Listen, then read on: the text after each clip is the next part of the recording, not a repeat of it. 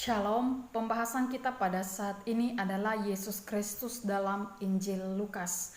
Injil Lukas ditulis oleh Dr. Lukas yang dijelaskan di dalam Lukas pasal 1 ayat 1 sampai 4 bahwa ia telah menyelidiki segala peristiwa dengan seksama, teliti, dan membukukannya dengan teratur supaya semua orang dapat mengetahui bahwa apa yang diajarkan oleh para saksi mata dan pelayan firman adalah kebenaran, sehingga orang dari zaman ke zaman boleh percaya apa yang diajarkan oleh para saksi mata dan pelayan firman, terlebih karena sudah dibukukan oleh Dr. Lukas dan para penulis lainnya di dalam Alkitab.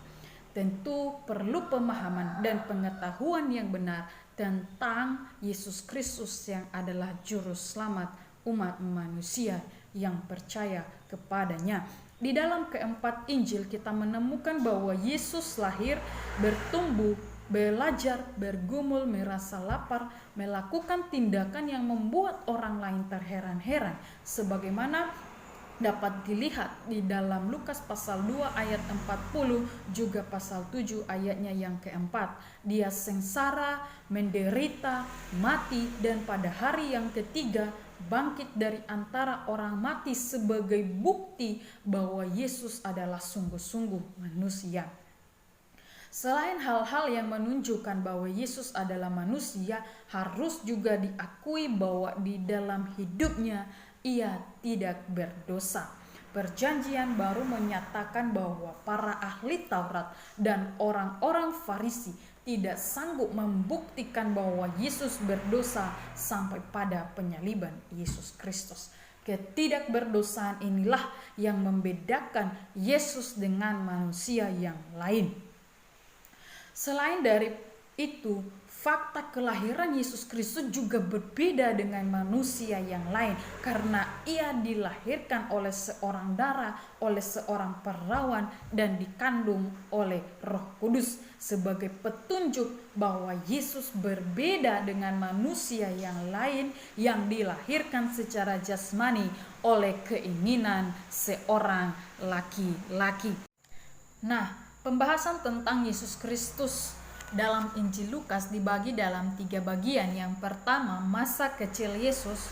Yang kedua, ketaatan dan ketekunan Yesus. Dan yang ketiga, Yesus anak supranatio. Yang pertama adalah masa kecil Yesus. Sebelum Yesus dikandung oleh Maria yang disebut anak darah atau perawan, hal-hal mengenai kelahiran Yesus Kristus telah dinubuatkan di dalam perjanjian lama, dan nubuatan itu digenapi di dalam perjanjian baru bahwa Yesus Kristus lahir dari keturunan Daud dari seorang perawan.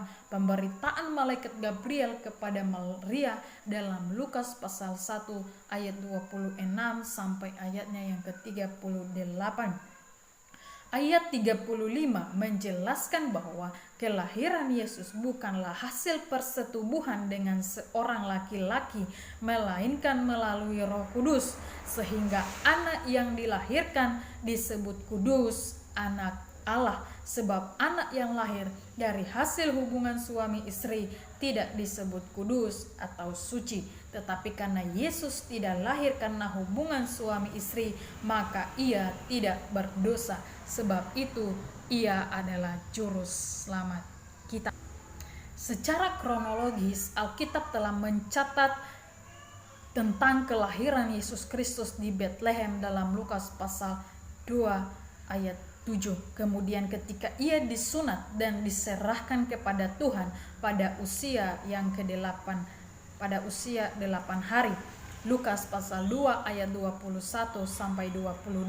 Selanjutnya, pada saat Yesus berdialog dengan para cendekiawan dalam pelayanan pada usia 12 tahun di Bait Allah dalam Lukas pasal 2 ayat 42 sampai 46. Terakhir, Yesus Kristus tampil dalam pelayanan pada usia 30 tahun sampai pada waktu kenaikannya ke sorga. Lukas pasal 3 ayatnya yang ke-23, Kisah Para Rasul 1 ayatnya yang ke-11. Sejak dilahirkan secara manusia, Yesus dan keluarganya sudah berusaha mentaati dan menjalankan hukum Taurat secara sempurna, yang terbukti ketika genap usia 8 hari, sang bayi sudah mulai memenuhi sejumlah tuntutan hukum Taurat, yaitu disunat pada hari ke-8 sesuai dengan Kejadian pasal 17 ayat 12, Imamat pasal 12 ayat 3, dipersembahkan kepada Allah sebagai anak sulung, Keluaran pasal 12 ayat 2 dan 12, dan setia dalam menghadiri ibadah Paskah, Keluaran 12 ayat 1 sampai 17, Ulangan pasal 16 ayat 1 sampai 8. Bahkan Maria harus mempersembahkan korban pentahiran sesudah melahirkan anak sesuai dalam Imamat pasal 8 ayat 1 sampai 8. Yesus berkembang secara normal sebagaimana halnya manusia. Dalam Lukas pasal 2 ayat 40 menyatakan bahwa Yesus bertambah besar dan menjadi kuat, penuh hikmat dan kasih karunia Allah ada padanya, dan bahwa Yesus makin besar dan makin bertambah hikmatnya dan makin dikasihi Allah dan manusia. Lukas pasal 2 ayatnya yang ke-52.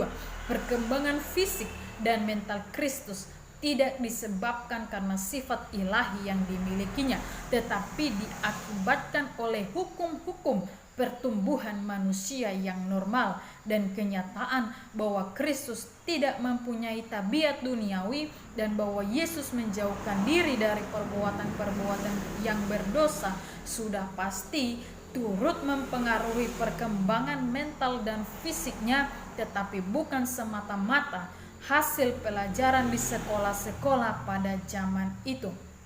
Ya, hal ini harus dianggap sebagai hasil pendidikannya dalam keluarga yang saleh, kebiasaannya untuk selalu hadir dalam rumah ibadah. Lukas pasal 4 ayat 16, kunjungannya ke bait Allah. Lukas pasal 2 ayat 41 dan 46, penelaahan Alkitab yang dilakukannya. Lukas pasal 4 ayat 17, dan juga karena Yesus menggunakan ayat-ayat Alkitab ketika menghadapi pencobaan dan karena persekutuannya dengan Allah Bapa. Bagian yang kedua yaitu ketaatan dan ketekunan Yesus. Alkitab menyaksikan bahwa Yesus adalah anak yang sangat taat kepada kedua orang tuanya, bahkan tekun dalam mempelajari berbagai pengetahuan dan hikmat.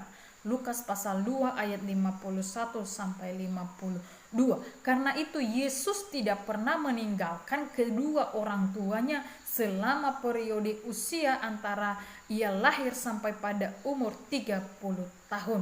Sebaliknya, dalam periode tersebut Yesus tetap hidup atau tinggal bersama-sama dengan mereka karena sebagai anak yang paling sempurna dalam mengamalkan seluruh peraturan hukum Taurat dengan selalu tunduk dan taat kepada orang tuanya, yaitu Maria dan Yusuf.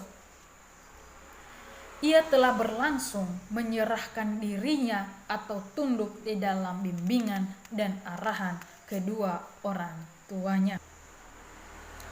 Berdasarkan fakta, maka dapat disimpulkan bahwa sifat dan karakter hormat, patuh serta tunduk terhadap kedua orang tuanya sudah dipraktekkan oleh Yesus sejak masa kecil sampai pada masa dewasanya. Sebab itu, tidak terdapat fakta bahwa Yesus pernah meninggalkan keluarganya dan mengembara ke tempat yang jauh karena ketidaktaatan terhadap orang tuanya. Demikian pula dalam periode usia antara 1 sampai 12 tahun dan usia 12 tahun hingga 30 tahun, ia tetap bersama-sama dengan keluarganya untuk melakukan segala sesuatu yang menyukakan hati kedua orang tuanya dan saudara-saudaranya, serta menyenangkan orang lain dan bahkan memuliakan Allah. Karena itu Kristus senantiasa semakin dikasihi oleh Allah dan manusia. Lukas juga melaporkan bahwa secara alami atau sebagai manusia, Yesus makin bertambah besar dan makin bertambah hikmatnya. Lukas pasal 2 ayat 52. ketaatan Kristus kepada hukum Taurat bukan hanya ditunjukkan melalui rasa hormat dan tunduk terhadap orang tuanya, namun Yesus juga sangat disiplin dan tekun dalam memperjelas ilmu pengetahuan, khususnya menyelidiki hukum Taurat dengan sistem belajar yang teratur dan maksimal. Kesungguhan Yesus dalam aktivitas belajarnya mengakibatkan Yesus bertumbuh, mengalami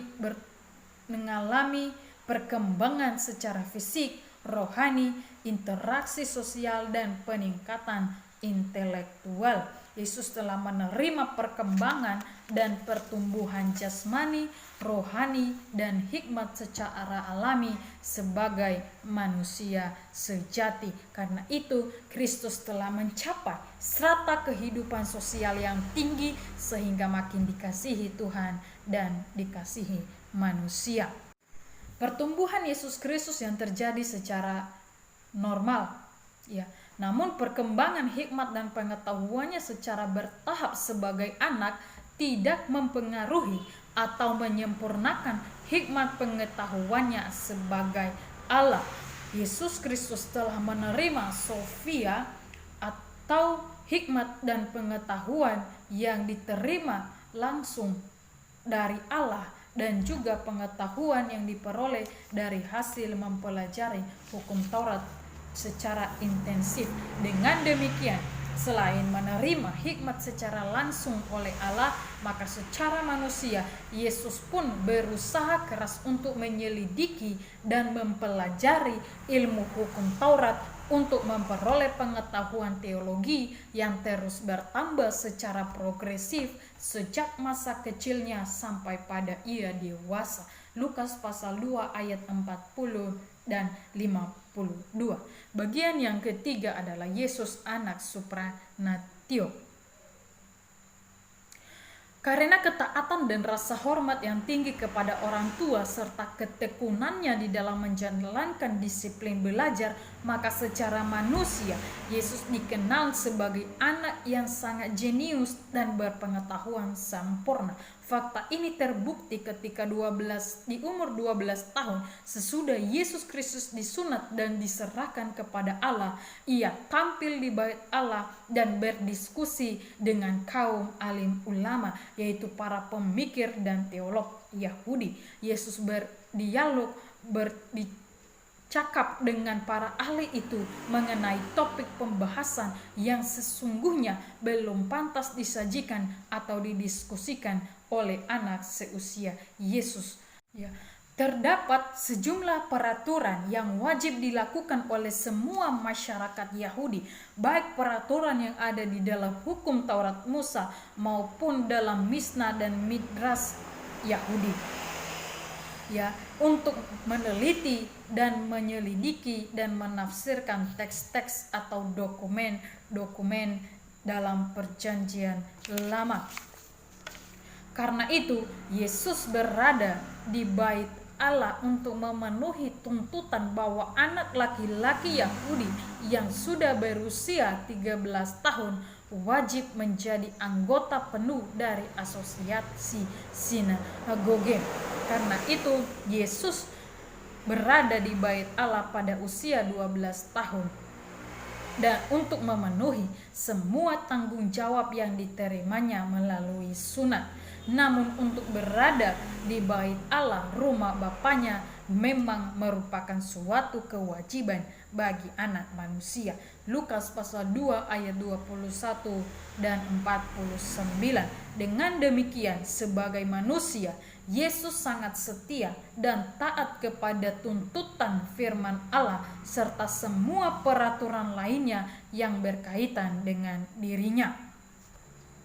Selain daripada itu, kebiasaan bagi setiap orang Yahudi, khususnya bagi orang tua Yesus, untuk datang ke Yerusalem setiap tahun guna mengikuti ibadah perayaan Paskah.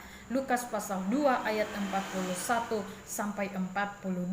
Hal ini dilakukan oleh keluarga Yesus juga sebagai bentuk ketaatan terhadap hukum Taurat yang diperintahkan oleh Allah melalui Musa dalam perjanjian lama. Setelah selesai menghadiri pesta Paskah, tidak seperti pada umumnya terjadi untuk anak seusia Yesus, yaitu segera mencari atau berkumpul dengan orang tuanya masing-masing. Tetapi sebaliknya, tanpa sepengetahuan kedua orang tuanya, Kristus memasuki bait Allah dan bergabung dalam kelompok diskusi yang dihadiri oleh para pemikir Yahudi yang terkemuka. Lukas pasal 2 ayatnya yang ke-43.